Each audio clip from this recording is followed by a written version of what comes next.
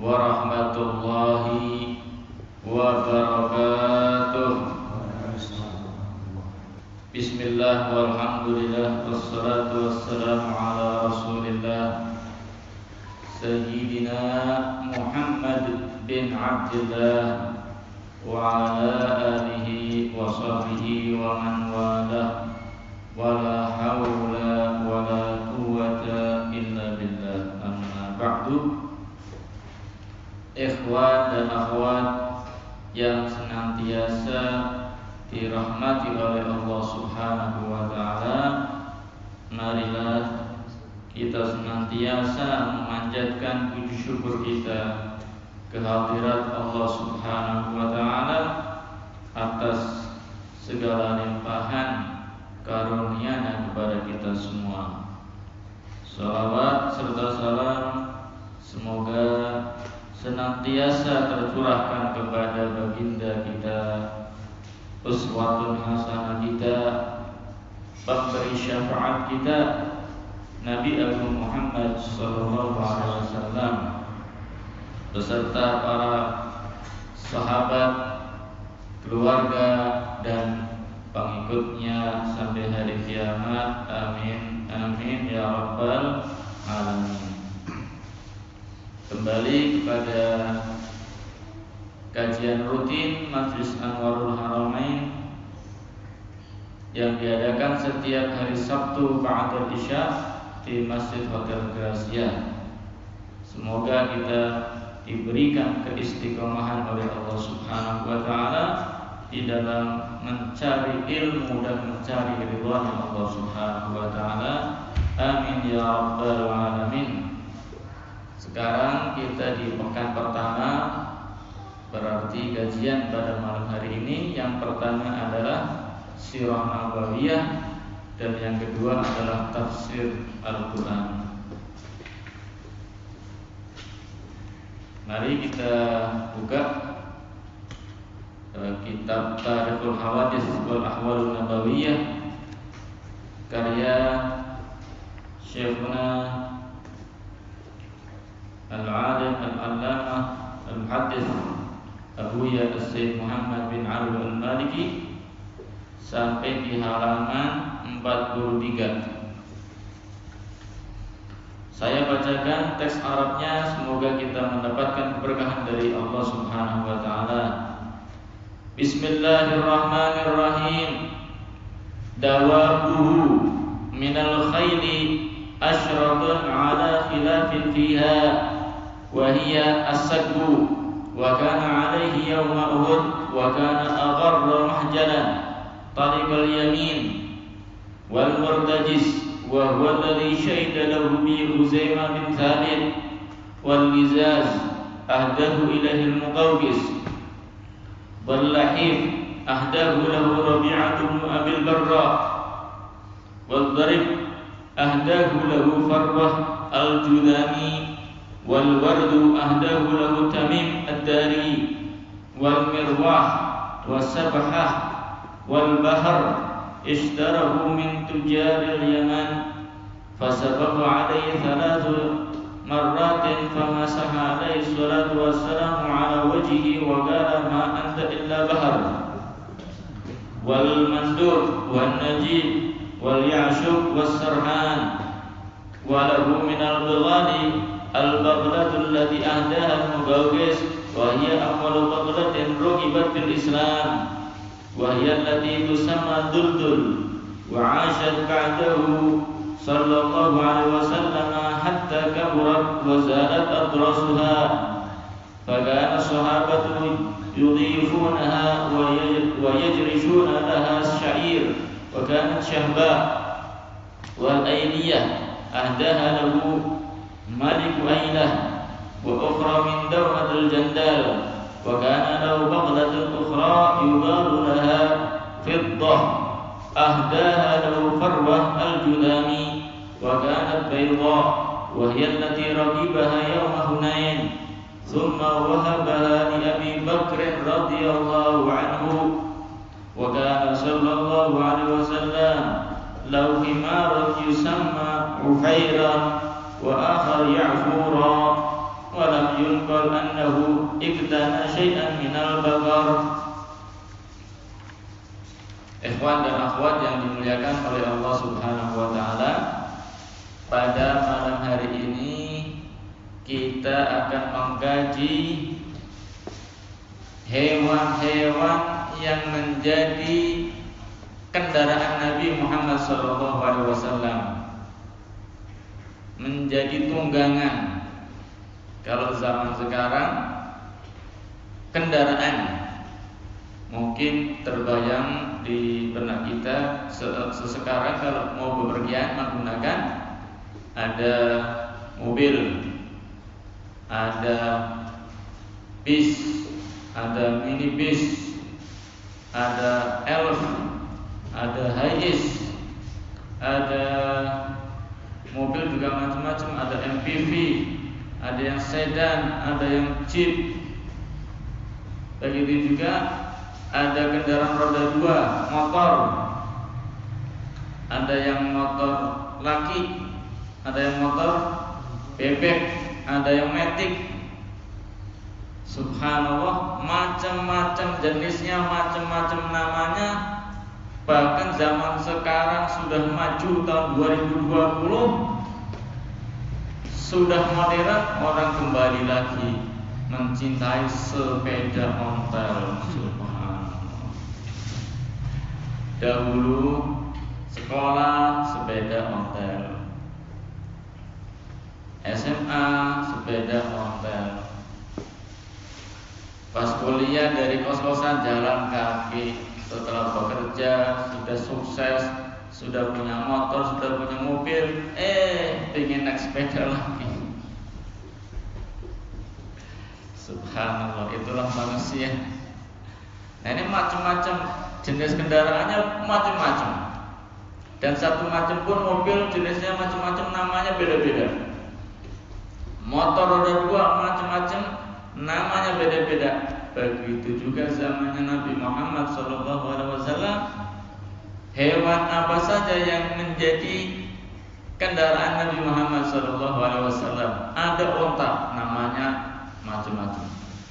Ada kuda, namanya macam-macam. Kemudian ada keledai juga, namanya macam-macam.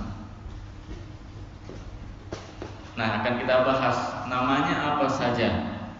Itulah kendaraan Nabi Muhammad SAW. Sungguh indah, sungguh mulia hewan-hewan yang pernah dinaiki oleh Rasulullah SAW, akan dikenang sepanjang masa, tidak akan sirna dimakan waktu, namanya selalu dikenal. Contoh saja salah satu kendaraan Nabi namanya Qaswa. Itu setiap muslim, setiap thalibul ilmi, setiap orang yang membaca kisah cerita hijrahnya Nabi pasti akan berjumpa dengan yang namanya Qaswa, yaitu onta yang dinaiki Nabi ketika berhijrah dari Mekah ke Madinah. Tidak lekang oleh zaman, disebut, diulang.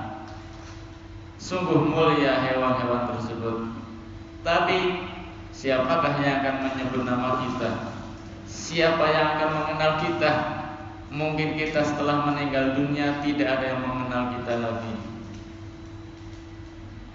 Ini hewan tunggangannya Nabi, kendaraan Nabi, ditulis oleh ahli sejarah, dibaca, diulang, dipelajari, dicatat. Bahkan kalau kita belajar lebih terperinci, ini salah satu kendaraan Nabi, hewan ini dapatnya kapan, tanggalnya berapa, kejadiannya apa, kemudian matinya kapan, itu ditulis oleh para ahli sejarah. Luar biasa. Nah, ada beberapa jenis daripada kendaraan Nabi Muhammad SAW, dan Rasulullah memakainya pun sesuai dengan keperluan, sesuai dengan kebutuhan. Kemana Rasulullah hendak bepergian? Apakah jaraknya jauh, apa jaraknya dekat, membawa barangnya seberapa, dibutuhkan kecepatan atau bagaimana, Rasulullah akan menyesuaikan. Dan Rasulullah ini dalam kebiasaan beliau itu memberikan nama-nama tertentu pada hewan-hewan tunggangannya, kendaraannya. Begitu juga barang-barang milik Rasulullah, alat perangnya, baju-bajunya itu juga diberi nama oleh Rasulullah Sallallahu Alaihi Wasallam untuk membedakan antara satu dengan yang lainnya.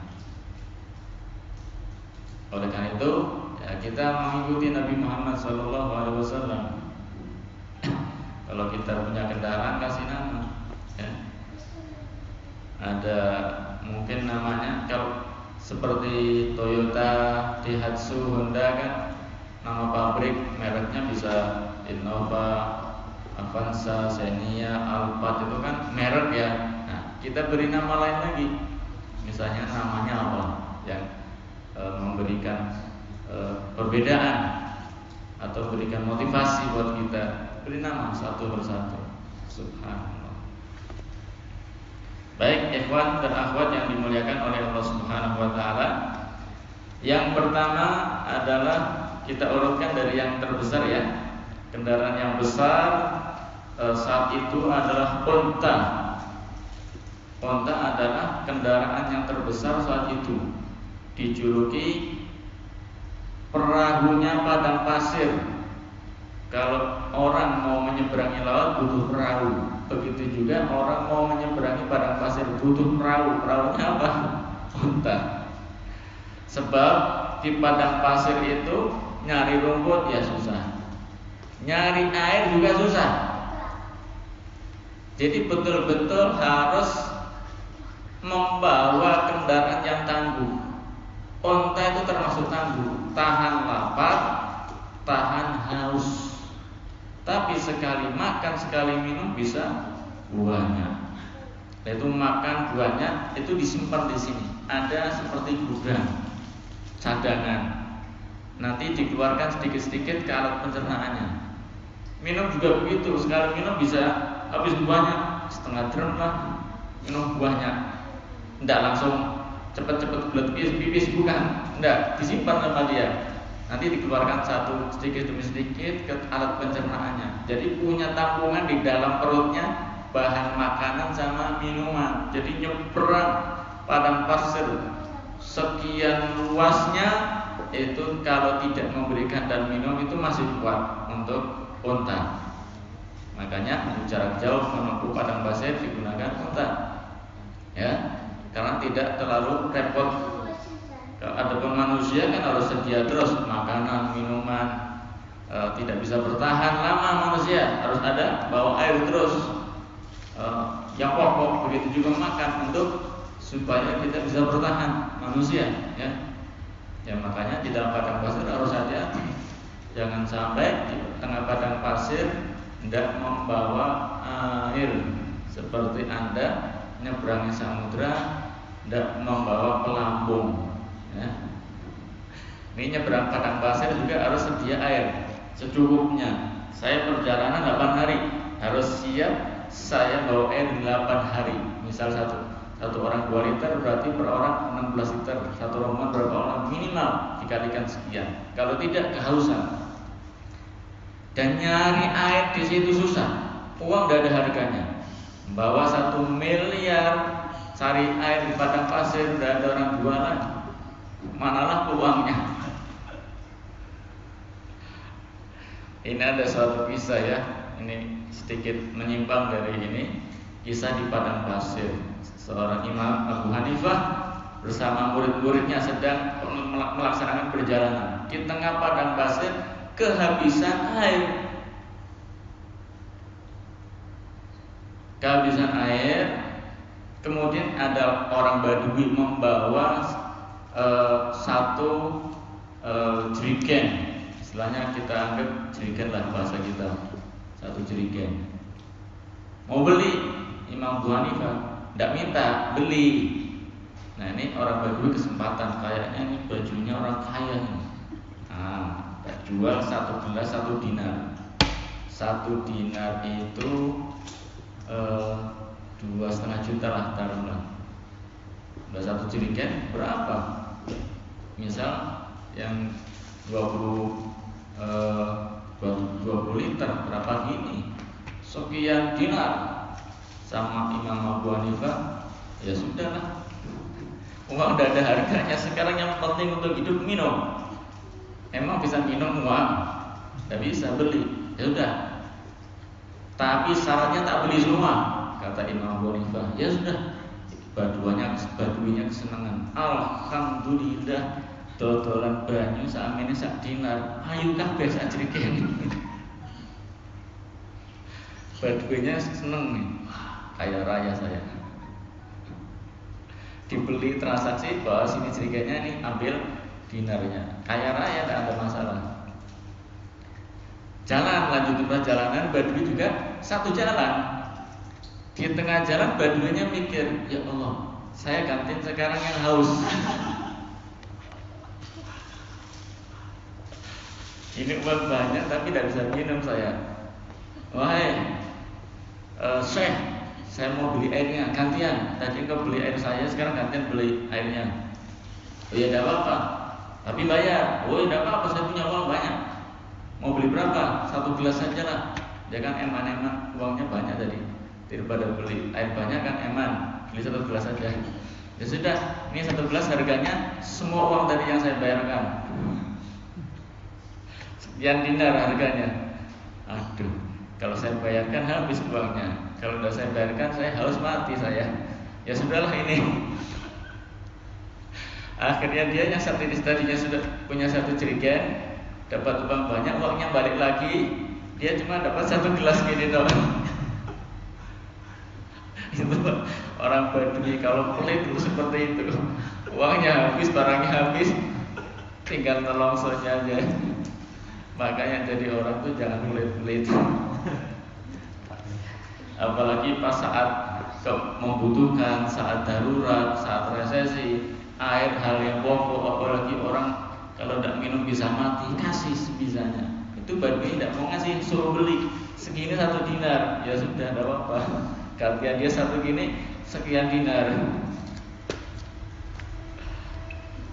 Nah, onta ini yang pernah dinaiki oleh Rasulullah SAW adalah yang kita kenal, sangat terkenal sekali, bernama Qaswa. Qaswa itu yang dinaiki oleh Nabi ketika berhijrah ke kota Madinah.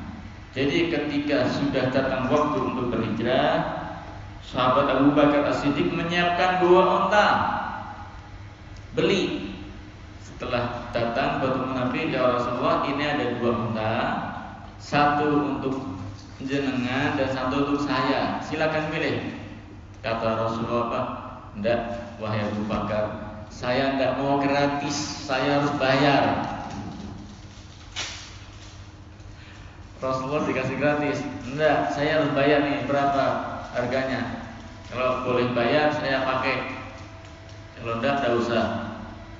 Subhanallah, dalam keadaan seperti itu Rasulullah SAW tidak mau menerima gratifikasi, harus bayar. Itulah Rasulullah, mempunyai jiwa yang luhur, budi pekerti yang mulia, sehingga orang yang berkumpul dengan Nabi tidak takut. Orang kaya, orang pejabat, orang miskin, semuanya ingin dekat dengan Nabi karena tidak takut dengan Nabi Muhammad SAW. Karena Rasulullah zuhud, aziz, mulia. Andai kata ada seseorang setiap dikasih mau, orang mau dekat sama dia males, ya.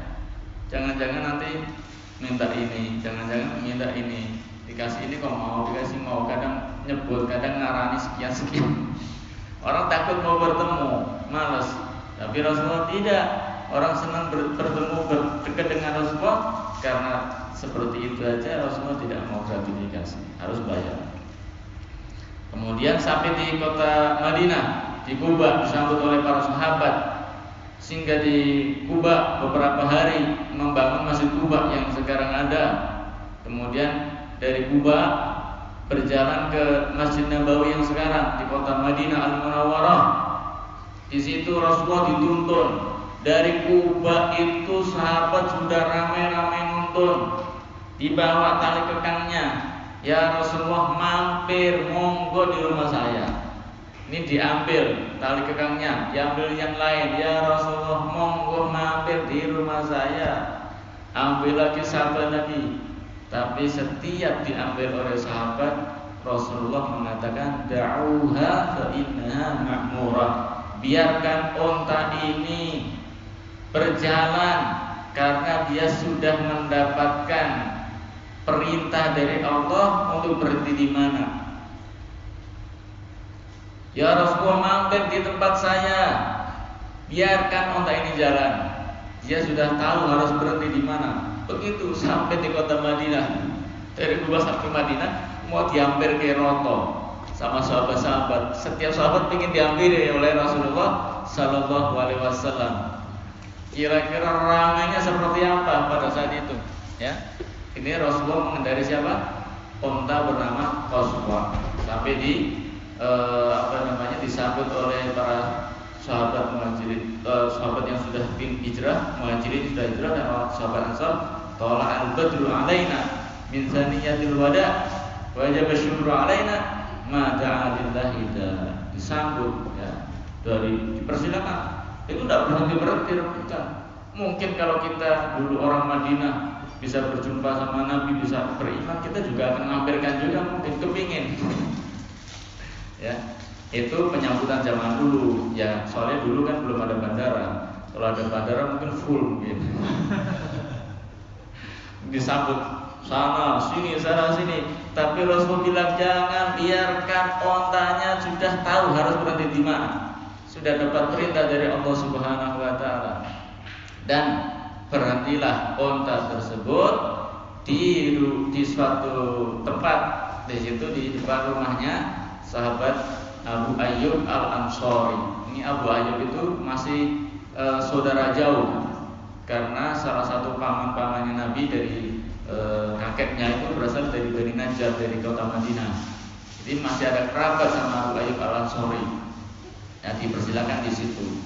Nah, ini ontanya itu menderung di satu tanah milik anak yatim, seperti ladang lah atau tempat penambatan onta. Nah, setelah Rasul istirahat, Rasul ingin membangun masjid di mana Qaswa ini berhenti. Maka penduduk mengatakan, Rasulullah ini hadiah. Tidak, ini saya harus beli. Rasulullah membelinya dengan harga 10 dinar. Berarti kurang lebih 25 jutaan kurang lebih. Rasulullah membeli tanah untuk dibangun Masjid Nabawi yang seperti sekarang ini. Ya, sekarang diperluas. Jika bakal Masjid Nabawi maksud saya. Kembali lagi, Rasulullah membayar daripada tanah yang tadinya mau dibelikan oleh para sahabat. Jadi kesimpulannya, Rasulullah senang dapat gratifikasi, apa tidak senang? Apalagi urusan ibadah, urusan dakwah, saya juga harus berjuang, saya juga harus berkorban, saya juga harus mengeluarkan uang demi berjuang menegakkan kalimat Allah ini. Ya, bukan berarti setiap kita berjuang dapat amplop apa segala macam. Itu namanya bukan berjuang. Ya, berjuang termasuk berjuang, tapi di situ dia ada imbal balik. Nah, bukan berarti kita tidak boleh menerima apabila setelah memberikan pemberian, akan tetapi yang penting tidak diniatkan, tidak tergantung, tidak merubah niat kita, tidak apa-apa. Tapi kalau sudah sampai merubah niat kita, menjadikan orientasi utama kita, kalau tidak ada tanda amplopnya tidak akan datang. Nah, ini sudah tanda-tanda hatinya, harus koreksi diri, ya. Untuk membuktikannya bagaimana? Ngisi pengajian 1, 2, 3. 1 dikasih, 1 kasih sedikit, 1 tidak dikasih. Semangatnya ngisi di mana? Kalau ada pilih-pilih, saya senangnya di sini, kasih banyak lumayan. Nah, ini berarti ada sesuatu. Ini yang dia ngasih, besok tidak datang lagi. Lah ini yang ngasihnya sedikit, Kadang datang, kadang enggak. Kalau tidak dijemput tidak datang. Nah, ini ada sesuatu. Jadi mengharap itu yang tidak diperbolehkan. Rasulullah berjuang, berkorban. Ya. Bukan berarti seorang ustaz, seorang dai itu harus menerima terus, tidak. Harus berkorban juga. Rasulullah juga begitu. Membeli tanah, beli onta untuk hijrah, Rasulullah membeli. Itulah ontanya Nabi yang bernama siapa?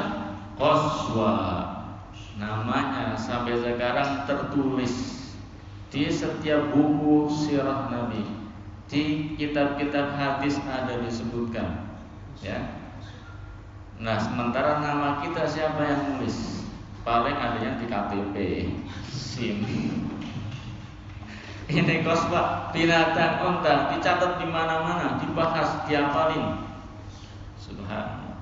Selain itu juga dalam sebagian riwayat ada ontanya Nabi yang bernama Adba, ada yang bernama Jad'a. Ini onta-ontanya Nabi itu sungguh luar biasa, tidak tertandingi. Kalau sudah jalan, ini tidak bisa disaingi, ya, jalannya cepat. Itu keberkahan daripada Nabi Muhammad SAW, orang yang membawa berkah, manusia pembawa berkah, ya enggak? Allah Subhanahu wa taala saja sudah menyatakan wa ma arsalnaka illa rahmatan lil alamin. Rahmat untuk semesta alam, berarti kan pembawa berkah. Ini Rasulullah sudah diangkat, Rasulullah sudah berhijrah, sudah jadi nabi. Sebelumnya juga sudah membawa berkah.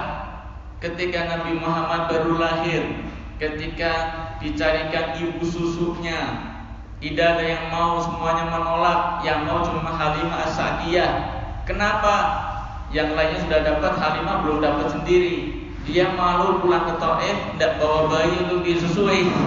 Ya sudah, balik lagi ke rumah Siti Aminah mengambil Rasulullah. Yang tadinya dia berangkat, keledainya itu kurus, jalannya pelan. Ontanya itu tidak mau punya susu karena kekeringan, tidak dikasih rumput makanan yang segar. Tapi begitu pulang membawa Nabi Muhammad SAW, dari pertama kali menggendong di perjalanan sampai rumah, langsung melihat keajaiban keberkahan yang dibawa oleh Rasulullah SAW. Yang tadinya jalannya pelan, itu pas pulang, ini keledainya balap yang lain. Wahai Halimah, jangan cepet-cepet tunggu kami, kata mereka. Padahal pas berangkat ketinggalan. Yang tadinya ontanya itu tidak ada susunya, itu diperas sama suaminya, susunya mengalir deras. Diminum Rasulullah, diminum Halimah Sa'diyah, suaminya dan lain sebagainya, sampai kenyang semua. Ini seperti sangat indah sekali di dalam Maulid Sundul Durar. Faqat atat wa syarifuha wa akanuha dhaifatan wa raja'at wa huma lidawabil qafilati yasbiqan wa qad darrat syarifu wasyiyahu min al-alban bima hayyara al-ubula wal adhan wa baqiya indaha fi hadanatiha wa zawjiha sanatain tatalaqa min barakatihi wa ajaibi mu'jizatihi ma taqarru bihil ain wa tandashiru asraruhu fil kaunain. Luar biasa. Kalau sudah tahu artinya, membaca maulid itu luar biasa, bisa memaknai, bisa menghayati, luar biasa. Keberkahannya dibawa Nabi untuk semuanya. Masih bayi sudah membawa keberkahan, apalagi setelah besar, setelah menjadi Nabi dan Rasul. Ini onta-ontanya Nabi tidak bisa dikalahkan. Semuanya jalannya cepat, semuanya tangguh, ya. Semua medan bisa diarungi. Baik, kemudian jenis yang kedua kuda. Dari onta, kuda. Nah, kalau onta itu kan kendaraan besar, bisa ada penutupnya, seperti ada penutupnya, haudaj namanya, bisa menyimpan barang-barang, kadang bisa diboncengi 2 orang. Ya, itu kendaraan zaman dulu yang paling top ya onta. Kemudian kuda, kalau kuda ini dibutuhkan bukan jarak jauh, ya. Di jarak jauh bisa, tapi tujuan yang paling diunggulkan adalah kecepatan, ya, kecepatan larinya. Begitu juga kelenturan untuk belok kanan, belok kiri untuk kecepatan yang tinggi. Dan terutama ketika perang ini dibutuhkan kuda yang gesit. Ya. Banyak sekali kudanya Nabi Muhammad SAW, dan rata-rata hampir ini dipakai oleh Rasulullah ketika berperang. Kalau zaman sekarang apa? Kendaraan yang untuk menerobos musuh, memecah barisan musuh dalam kecepatan tinggi. Panser belok-beloknya buat Anda nih yang kecepatan menembus musuh kecepatan tinggi, bisa mengobrol-ngobrol lawan. Ala melihat ini kudanya Nabi ada banyak, di antaranya adalah as-sakbu, namanya sakb. Ini dipakai oleh Rasulullah ketika perang Uhud. Ada lagi murtajis, ada lizaz, ada lahif, ada zarib, ada wardu, ada mirwah, ada sabhah, ada mandub, ada najib, ada yaksub, ada sirhan. Namanya banyak. Jadi kalau tolong ambilkan misalnya lizaz, nah, harus sahabatnya terus lizaz itu yang mana nih? Harus ente. Kalau saya mau memakai sakep, nah ini harus tahu yang mana nih kudanya itu. Kalau sekarang mungkin ada nomor polisinya gampang, nomor sekian STNK. Saya mau ambil yang ini, dikasih kuncinya, dibuka STNK nomor ini. Lebih canggih lagi pakai remote. Tolong ambilkan, saya mau pakai yang ini. Oh yang itu ambil. Zaman dulu ini sahabat harus ngapalin. Lah kalau kuda nitiknya gimana? Ya kalau zaman dulu mungkin karena belum banyak kendaraan, orang bisa mengingat dengan mudah, ya, ini yang seperti ini, seperti ini, seperti ini. Baik, kudanya sangat banyak sekali, rata-rata dipakai ketika untuk perang. Begitu juga untuk pemakaian di dalam kota untuk kecepatan yang tinggi. Kuda.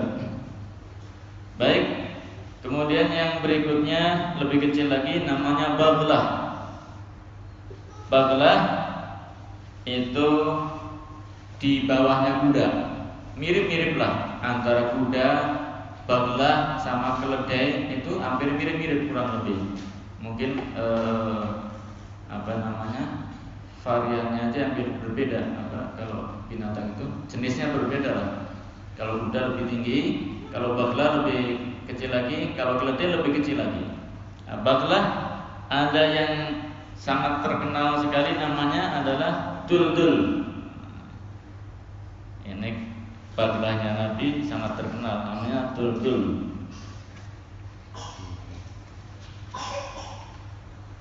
Ini diperoleh hadiah daripada Raja Mesir yang dikirimi oleh Rasulullah, surat, ya, dikirimi, diantaranya adalah baglah yang bernama Duldul. Kemudian Duldul ini hidup sampai Rasulullah wafat.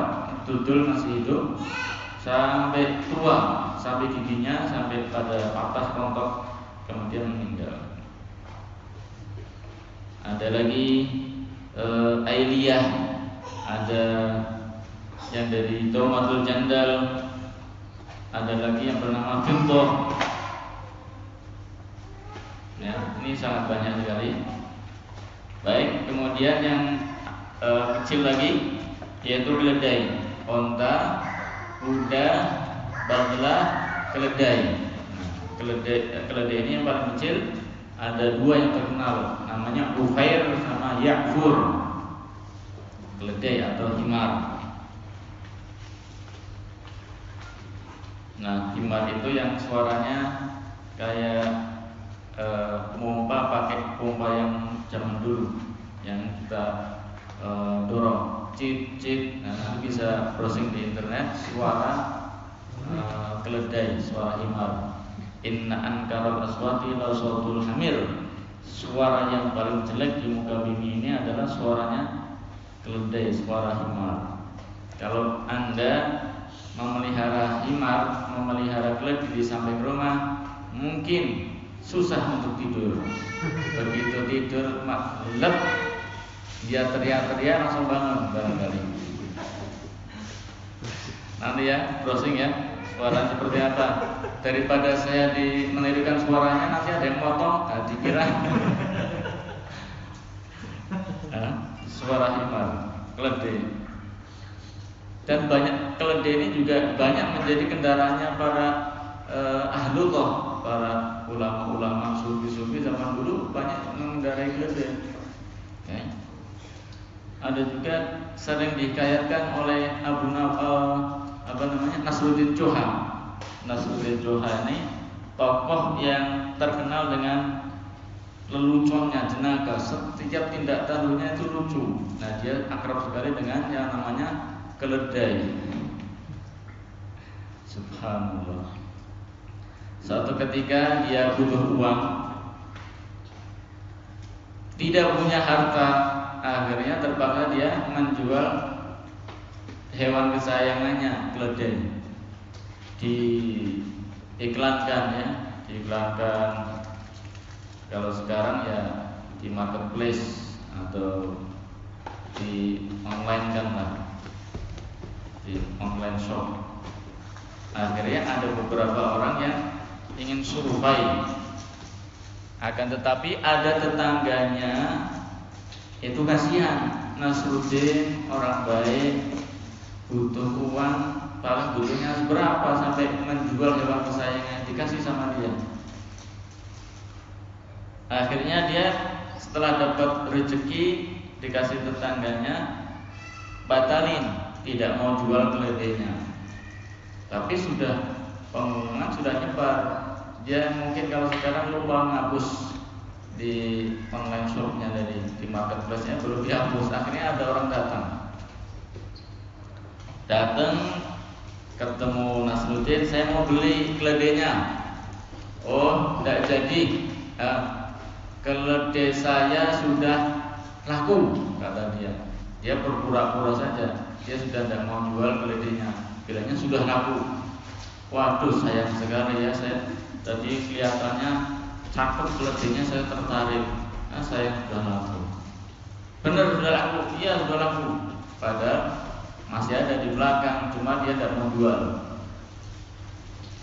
Akhirnya kecewa pembelinya, bayarnya tuh kecewa, balik kanan, pulang 1 langkah 2 langkah. Setelah balik baru 3 langkah dengar suara keledai.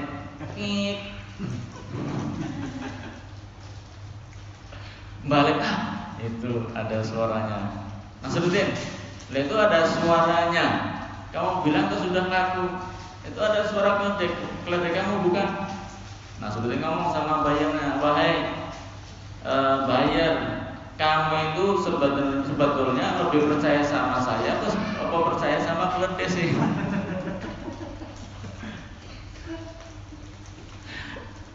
Subhanallah. Ini keledai. Baik. Dan tidak ada riwayat yang menyebutkan bahwa Rasulullah memelihara sapi. Tidak ada. Dan yang dijadikan, maksudnya dipelihara untuk dinaiki. Sapi kan juga termasuk hewan yang bisa menjadi kendaraan. Akan tetapi tidak ada riwayat yang menerangkan bahwa Rasulullah mengendarai sapi sebagai kendaraan. Cuma tadi unta, kuda, bangla dan keledai. Adapun kendaraan Nabi Muhammad SAW yang bernama buraq, yaitu bukan hewan ternak seperti yang kita kenal ya, itu kendaraan dari surga. Dan tidak ada yang memiliki selain Rasulullah SAW. Ya. Adapun buraq itu dari surga. Ya. Bentuknya itu seperti bangla, lebih kecil lagi lah, sedikit kurang lebih lah, berwarna putih. Ini sekali melangkah kakinya, sekali melangkah gini toh, itu sudah sepanjang mata kita memandang. Kita tanah lapang paling jauh pandangan kita kemana? Jauh sekali ke sana. Ini 1 kali lompat tuh sudah sampai sana. Buruk. Kekuatannya subhanallah. Itu yang dinaiki oleh Rasulullah dari Masjidil Haram menuju Masjidil Aqsa, dan di Masjidil Aqsa bersolat bersama para nabi, kemudian naik ke Sidratul Muntaha. Ini Rasulullah ketika sampai di Baitul Maqdis di Palestina, itu buruknya diikat, ditambatkan, diikat seperti kalau mengendari kuda. Itu kira-kira buruk mau lari kemana? Ya, orang buruk itu kan banyak. Itu pada ingin dinaiki oleh Nabi, kok dia dipilih jadi kendaraan Nabi, kok dia mau lari, itu tidak mungkin lah, mustahil lah. Ya, ini banyak yang antri. Dan andai kata dia lari pun ada malaikat Jibril langsung nangkap, itu bisa. Tapi di sini Rasulullah mengajarkan kepada umatnya untuk ikhtiar baru tawakal. Jangan cuma tawakal tok, tapi ikhtiar dulu baru tawakal.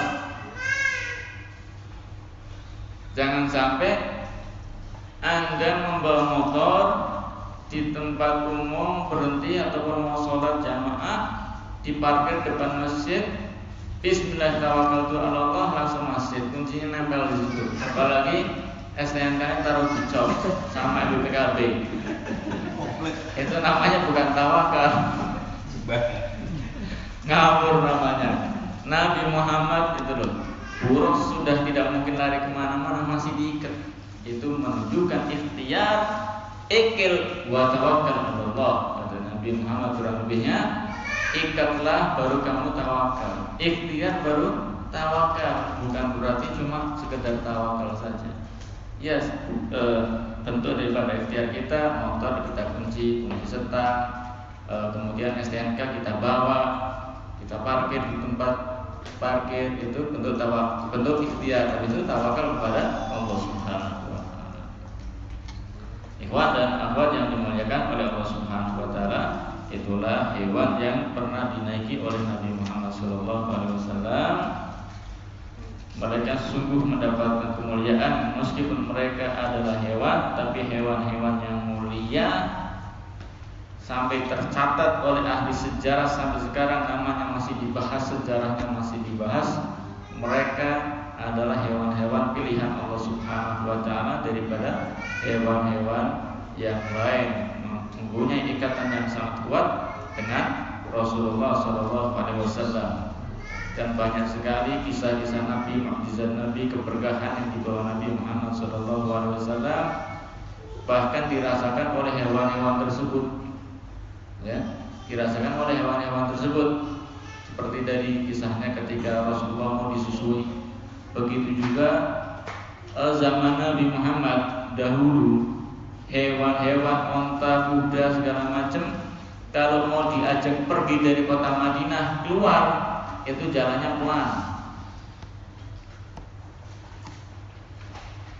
Tapi waktu pulang nanti, begitu lihat dari jauh lembahnya, kelihatan bukit Uhudnya, kelihatan bukit airnya, kelihatan pepohonannya, kelihatan rumahnya, kelihatan kampung Madinah, itu onta-onta, kuda-kuda itu pulangnya larinya kencang, bukan jalan, lari.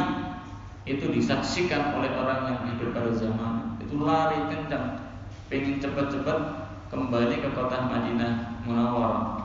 Sebab apa? Pengen segera kembali ke kotanya Nabi Muhammad SAW. Di luar kendali. Itu di luar kendali, terbukti. Ya. Kalau berangkat keluar dari Madinah malas dia, pelan. Tapi pas pulang semprindil dia lari. Ini seperti tercantum dalam kitab Maulid Diba, Syekh Abdurrahman Ad-Dibai, seorang ahli hadis, itu membuat syair, fada jalbaz zinami wala tasuha faqaidu syauqiha lil hayy jadid. Lepaskanlah tali kekang kuda kalian, onta-onta kalian, lepaskan tali kekangnya, niscaya dia akan dituntun untuk kembali ke Madinah Munawwarah ini. Kenapa? Sesungguhnya yang mengendalikan adalah rasa rindu kepada orang yang tinggal di sana, yaitu rasa rindu kepada Nabi Muhammad SAW. Tidak usah dikendalikan belok kanan belok kiri, mereka sudah hafal kembali ke kota Madinah Munawwarah. Itulah yang dirasakan oleh para hewan-hewan, para kendak kuda-kuda dan onta-onta pada zaman Nabi Muhammad SAW, senantiasa merindukan Nabi Muhammad SAW. Nah, kita sebagai manusia, kita sebagai umat Islam, terutama kita sebagai umat Nabi, jangan sampai kalah dengan kuda dan onta-onta. Kita harus lebih rindu dan mahabbah kepada Nabi Muhammad SAW. Semoga kita bisa mencintai dan rindu kepada Nabi Muhammad. Begitu juga beliau Nabi Muhammad SAW cinta dan rindu kepada kita sebagai umat beliau. Allahumma sholli ala Muhammad.